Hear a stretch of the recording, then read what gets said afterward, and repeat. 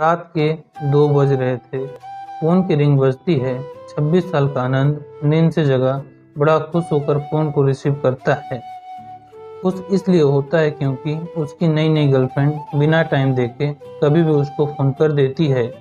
Phone की दूसरी तरफ से आवाज़ आती है, जन्मदिन मुबारक हो बेटा, आज मेरा बेटा पूरे 26 साल का हो गया है। मैं बहुत खुश हूँ। माँ की आवाज़ सुनते ही आनंद के चेहरे के एक्सप्रेशन बदल जाते हैं।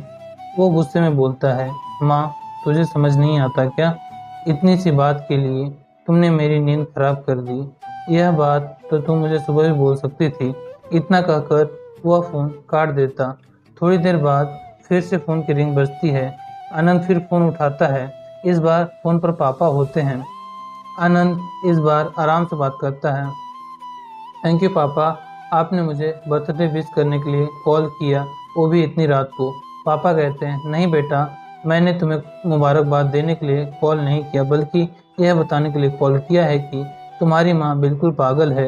इतनी पागल है कि पिछले 1 महीने से मुझे हर दिन तेरा बर्थडे याद दिलाती आ रही है।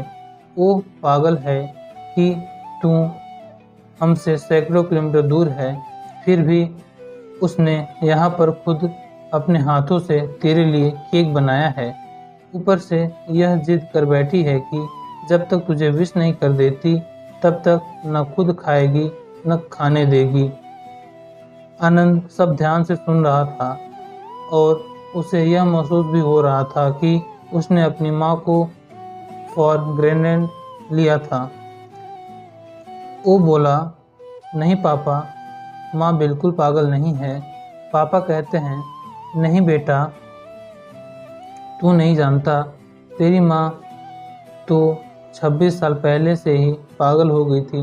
जब डॉक्टर ने उसे कहा था या तो बच्चे को बचा सकते हैं या आपको, उसने बिना 1 सेकेंड भी सोचे बच्चे को बचाने का फैसला ले लिया और मुझे भी कसम देकर उस फॉर्म पर साइन करने के लिए मना लिया था, जिस पर लिखा था कि जिंदगी इस ऑपरेशन के बाद खतरे में है।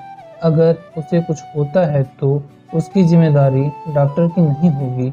अब तू ही बता बेटे, बिना तुझे देखे जो औरत तेरे लिए मरने के लिए तैयार हो, उसे पागल नहीं तो और क्या कहेंगे?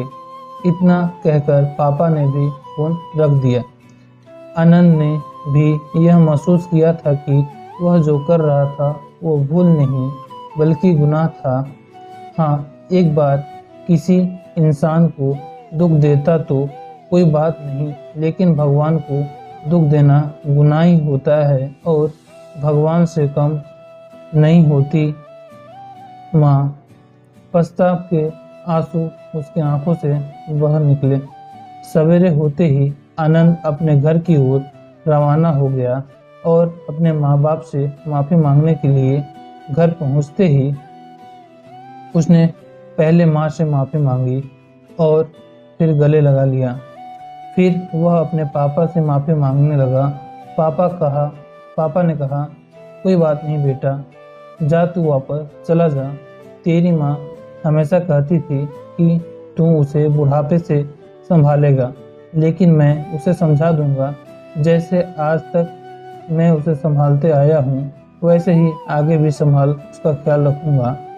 उसे भी यह समझ लेना चाहिए कि जो बेटा उसके एक फ़ोन करने से परेशान हो जाए, वह उसे उम्र भर क्या संभालेगा। बाप की ऐसी कड़वी बात सुन आनंद की आंखें बहने लगी। वो सर झुकाए अपने पापा के सामने चुपचाप खड़ा रहा। अपने बेटे को परेशान देख माँ आगे आती है और पापा को कहती है, जाने दीजिए, माफ़ कर दीजिए, हमारा ही बेटा है। माँ की ममता का मोल ना कोई लगा पाया था, ना कोई लगा पाएगा। 9 महीने प्रसव की पीड़ा सहन करने हमें नई जिंदगी नई दुनिया में लाने वाली माँ ही होती है। हर गलती को माँ ही माफ़ कर सकती है। तो दोस्तों, कैसी लगी है आज की कहानी? अगर आपको अच्छी लगी है तो चैनल को सब्सक्राइब करें और वीडियो को लाइक करें। Thank you.